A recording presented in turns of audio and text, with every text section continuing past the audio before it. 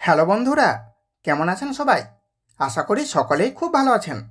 আজ আমি বলবো অর্শরোগের অসহ্য যন্ত্রণা এবং রক্ত পড়লে তা থেকে মুক্তি পাওয়ার জন্য খুব সহজ এবং ভীষণ কার্যকরী ঘরোয়া প্রাকৃতিক একটি উপায়, যেটি ঠিক মতন ব্যবহার করলে খুব অল্প দিনের মধ্যেই অর্শরোগ সম্পূর্ণ সেরে যাবে। অর্শরোগ বা পাইলস রোগ হবার পিছনে অনেকগুলি কারণ রয়েছে, যেমন মলত্যাগের সময় অতিরিক্ত চাপ প্রয়োগ করা, জন্মগতভাবে দুর্বল ধমনী, দীর্ঘদিনের কাশি, কোষ্ঠকাঠিন্য বা ডায়রিয়া, ভারী বস্তু বহন করতে হয় এমন কাজ করা, অতিরিক্ত ওজন, গর্ভাবস্থা ইত্যাদি। পাইলসের বা অর্শের চিকিৎসা না করলে প্রায় মলের সাথে রক্তপাতের জন্য ধীরে ধীরে আমাদের শরীর রক্তশূন্য হতে পারে। এমনকি শুধু তাই নয়, পাইলস রোগ বহুদিন গোপন রাখলে বা চিকিৎসা না করা হলে ভবিষ্যতে এটি জটিল রূপ ধারণ করার ফলে অস্ত্রোপচারও করতে হতে পারে। তাই আপনারও যদি এই গোপন রোগটি থেকে থাকে, তাহলে আর দেরি না করে আজ থেকে চিকিৎসা শুরু করে দিন।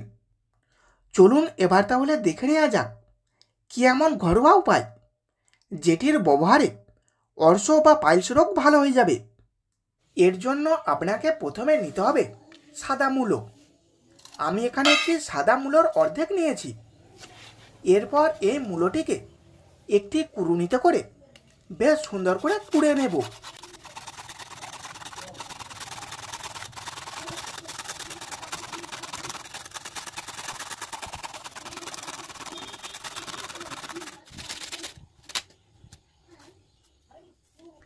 এখন এখানে সেই মূলোটি কুড়া হয়ে গেছে।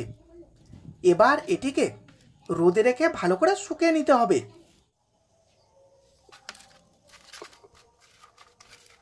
এবার এখানে লক্ষ্য করুন, মাত্র 3 দিন রোদে রাখার পর সেই কাঁচা মূলোগুলি সম্পূর্ণ শুকনো হয়ে গেছে। এবার এগুলিকে একটি হামালদিস্তায় করে যতটা পারবো গুঁড়ো করে নেব।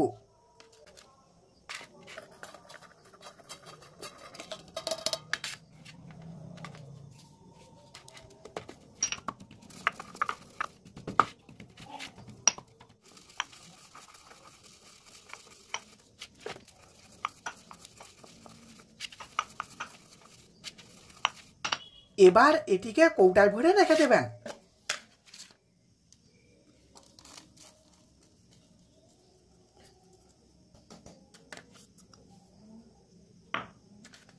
এখন এখানে অর্শ বা পাইলস রোগ সারানোর ঘরোয়া উপায়টি সম্পূর্ণই রেডি।